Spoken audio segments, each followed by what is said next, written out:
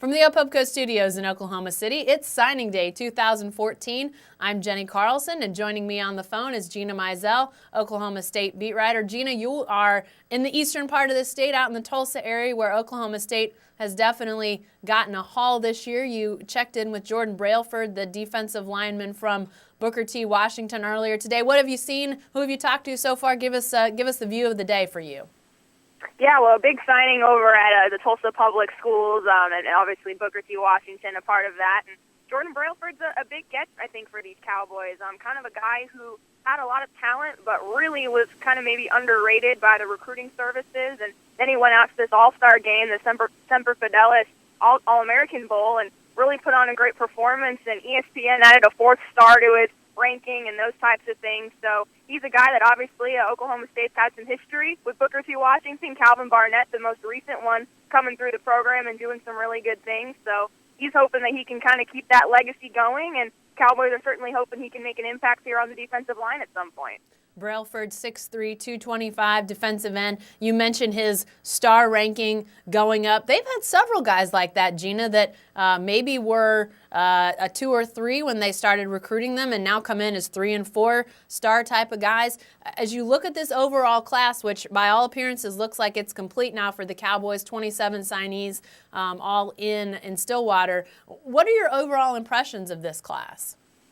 Yeah, well, one of those guys that's gone up in the rankings that you mentioned is Mason Rudolph, the quarterback commitment, now signee, an early enrollee. He's going to participate in spring football, and I think he's a guy that coaches and fans are really excited about. I mean, he's run the same system in high school that he's going to run at Oklahoma State, put up huge numbers, and led his South Carolina team to a state championship. So he's going to be right in the thick of the quarterback race come spring. And then you look at some other guys. You have to look at Tyreek Hill, a slot receiver, returner, even a running back who just lit it up in junior college and is an Olympic-level sprinter, has great speed. So I think he's going to help fill the void of Josh Stewart. And then you've got playmakers just at other key positions. You look at linebacker, where they've signed a bunch of guys, including Giassi Akame from Broken Arrow, who I will be seeing later on today. He's a 4-star guy. A guy like Brailford.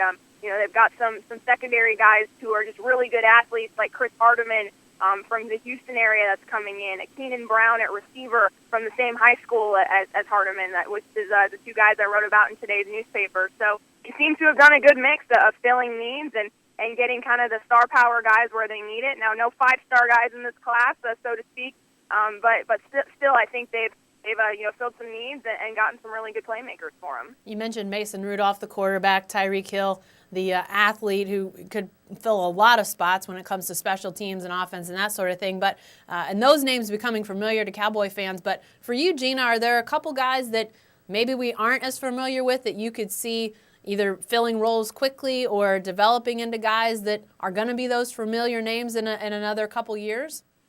Yeah, I mean, if you look and kind of stay locally, someone like Dylan Harding, I think, is kind of intriguing, which he's only a 2-star safety from Jenks, but made a lot of plays, and a guy that a lot of local folks will know him just because of the power school he comes from. And safety and cornerback are 2 spots where the Cowboys lose a lot of guys. I mean, they lose Daquan Lowe, they lose Shamil Gary, they lose Zach Craig, they lose Justin Gilbert and Tyler Patman at cornerback. So you look at the secondary, and that's a place where I think some guys could step in and make some plays. And linebacker is obviously a spot as well. A guy that I haven't mentioned, Devontae Averett, a junior college transfer coming in. He's already on campus as well and participating in spring, or will participate in spring football. I think he could potentially be someone who fills in right away. So, a lot of guys that are leaving this program that made a big impact. We talked so much about the impact of the senior class, heading into the end of the season and the bowl game, and those guys are gone now. So now these recruits are going to have to come in, and some of them are going to need to fill some voids immediately. Yeah, you mentioned big class, but some big guys. They've got some 6'6" type of guys. A guy I'm kind of curious about is this 6'6" tight end, Jordan Frazier, coming from a homeschool program in Springfield, Missouri. I don't have any idea if he becomes a player for the Cowboys, but I think it's interesting that he's such a big guy and also a tight end. Maybe we're going to see the reintroduction of some tight end play for the Cowboys? Yeah, well, that's a great name that you mentioned. I'm someone that I probably still brought up myself. But yeah, Jordan Frazier is an interesting guy too. You mentioned he came from a homeschool program.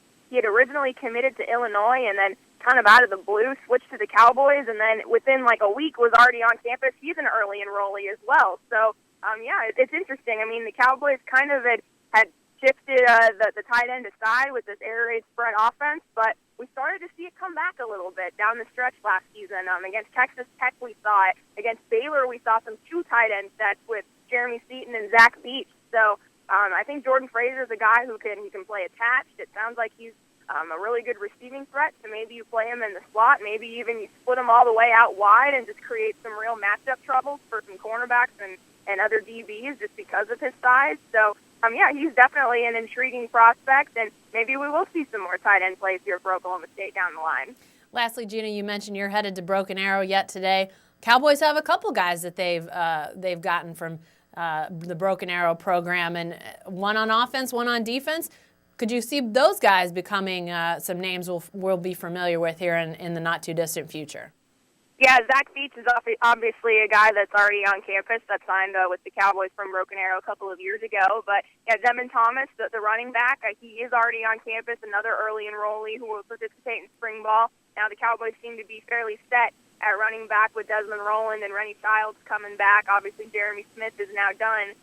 But maybe he can step in and just with the extra workload, maybe put himself in position to get some carries and get in the running back rotation. And then again, Giassi Akam, I think he's a guy that he fills a big role. He's long and rangy and is a very highly regarded player. I remember talking to their coach, Steve Savital, over the summer, and he was talking about how he could play receiver and could play tons of positions. So just a very versatile playmaker who I think, again, with as many linebackers as the Cowboys lose with Caleb Levy, Sean Lewis, Joe Mitchell all departing, there's going to be a lot of guys, I think, that are new that are going to contend for playing time there at the linebacker spot.